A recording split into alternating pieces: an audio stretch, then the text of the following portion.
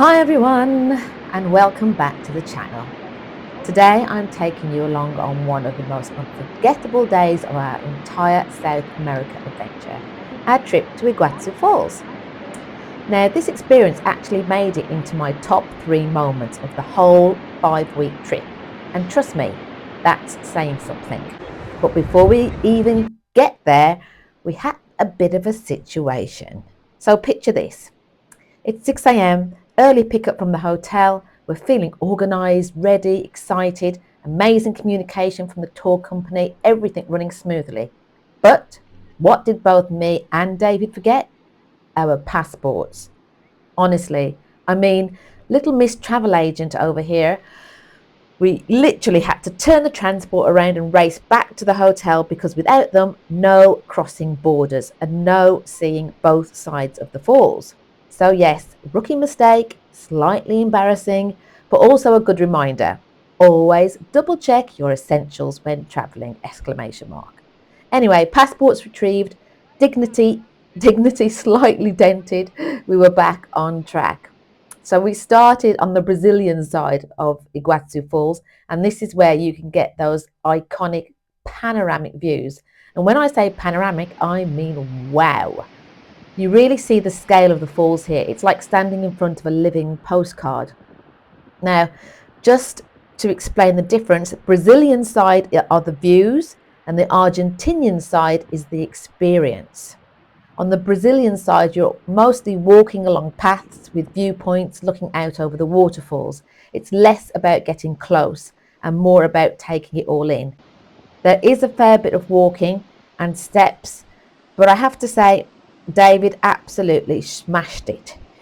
He had his walking stick with him and handled it brilliantly. Honestly, I was so proud of him. It wasn't easy. It was a lot of walking. Then we crossed over to the Argentinian side, and this is where things got very interesting because this is where you get up close and personal with the falls, and this is also where the boat ride happens. Now, anyone who knows me knows I do not do water, or do I? After a lot of back and forth in my head, I decided to go for it. I just don't like getting my hair wet. Anyway, I'm so glad I did. It was honestly one of the most exhilarating things I've ever done. You go speeding towards the falls, and then suddenly you're under them. I'm very glad that a friend of mine, shout out to Mike, really pushed me about this and he said, you have got to do this boat ride. And I'm just so glad that we did. Yes, we got absolutely soaked. And when I say soaked, I mean completely drenched.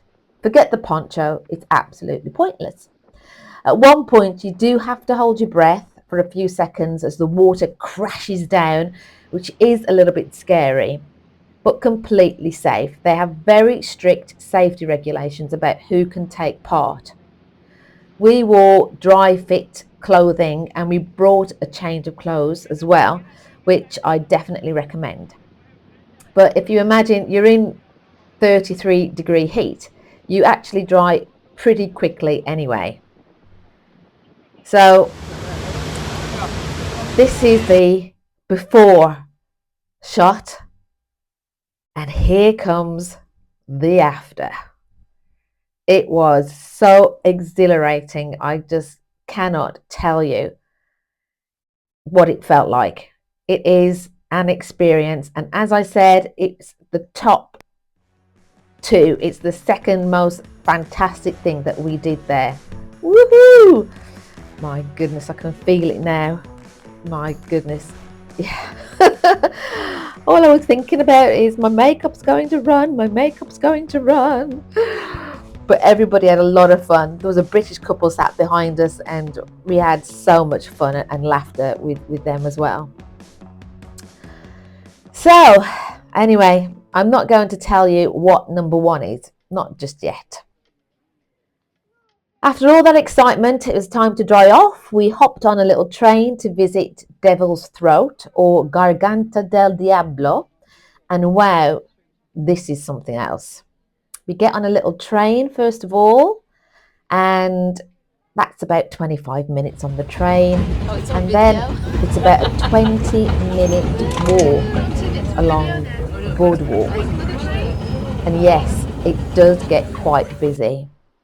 And it's towards the end of the day. It was about 4 p.m. now, and you're feeling a little bit tired. It's been a long day, but when you get there, the power, the noise, the mist, you are literally standing right on top of the falls, watching thousands of litres of water crashing down.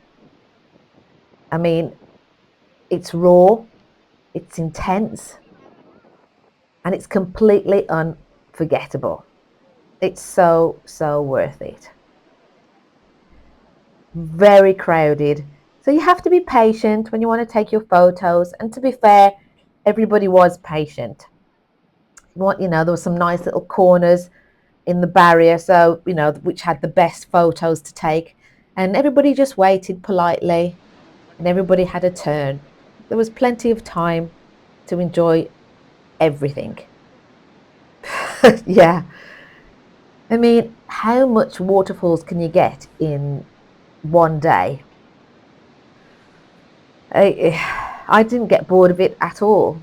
And uniquely enough, they are unique, all the different sides. I'm so glad I did both sides, and I would recommend to everyone to make the effort to see both the Brazilian and the Argentinian side. Absolutely 100%. If you're going all that way there, just do it, and do it properly.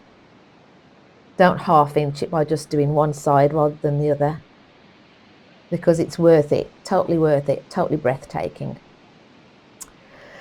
So yeah, on the way back, because it's a nice little walk all the way back to our meeting point, back to the coach to take us back to our hotels. On the way back, something really lovely happened. I saw a lady gently holding out her hand, and a butterfly literally just crawled onto her hand. It was such a small, quiet moment after such a big, powerful day, and it felt like the perfect ending.